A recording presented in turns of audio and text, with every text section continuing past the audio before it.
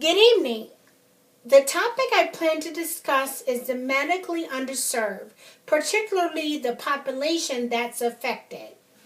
When society thinks of the medically underserved population, what is the first thought? The medically underserved population is merely forgotten. Today's world is all about how much someone can give them and not how much they can give to the less fortunate. It all began when Americans lost their jobs, and one reason was their jobs were sent overseas for cheaper labor. Thus, Americans were forced out of their homes because of the inability to pay their mortgages. Then unemployment benefits ended, and as a result, some of the working class became what others like to call the lost population that's waiting for a handout. Merely the unemployed American is only desiring the chance to get back to work to provide for their families. Today, I plan to discuss who treats the medically underserved population, where the medically underserved population receives their care, and how the medically underserved population is treated. The first point is who treats the medically underserved population.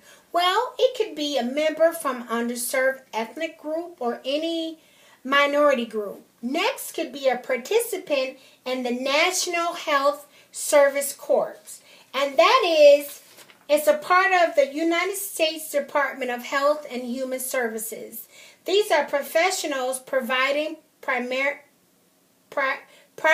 health care services in underserved communities since 1972. In exchange for their services, the providers are given either loan repayments or scholarships throughout their medical education, which is not to exceed 4 years. A survey by Ribbenwitz and Padener identified 4 independent predictors of U.S. physicians providing care to underserved populations. And basically, the report stated there was 86% of physicians with all 4 predictors were providing substantial care to underserved populations. They compared with 65% of those with 3 predictors and 49% of those with 2 predictors and 34% of those with 1 predictor and 22% of those with no predictors. The next topic is where the medically underserved receives their care. Unfortunately, this population does not have a job, so therefore they can't pay for health insurance. So normally they would seek care at the local county hospital. And usually the local county hospital are government funded, so therefore they have a buffer of a budget to see patients who does not have insurance, which is called indigent care. The next place they would seek care would be the free clinic. Usually that's the place where they go for basic family planning, to receive contraceptive and just merely counseling on their sexual health. The next place would be, if it's an emergency, to go to the emergency room. And we all know the long wait in the emergency room. Who wants to go there if it's not indeed an emergency? And usually they go there for just practical things that could have been caught had they had a health insurance and had a routine office visit. Next would probably be an urgent care. The next topic is how the medically underserved population is treated. Well, unfortunately, they have a higher risk of cancers because without insurance, they don't have routine appointments to kind of indicate if there's a problem going on. Next would be it's a low rate of screening because unfortunately without insurance there's no routine visits, so therefore there's no regular screening to see if there could be a problem going on such as in their family history. And next would be they're diagnosed with a disease later in the stage of it, and which means with no insurance there are fewer treatments to them because for one, if the disease has progressed, then there's nothing really could be done for them, and then also the cost of the treatments.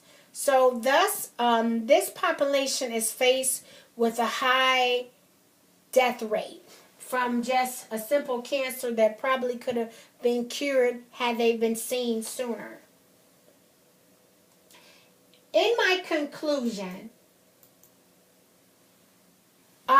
this medically underserved population, I'll just give you a little brief history of the demographics or who's the face of the medically underserved population.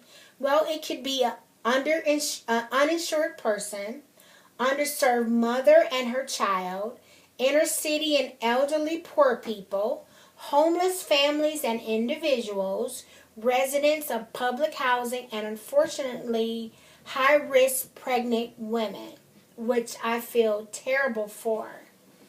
The conclusion will be, I provided information on who treats the medically underserved population, where the medically underserved population receives their care, and how they're treated.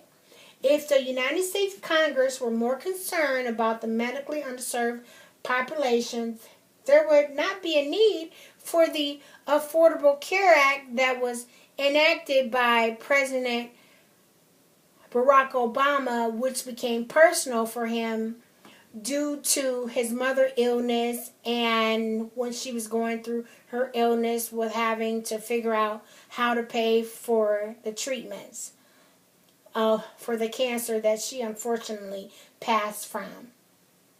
So I believe every human life should matter.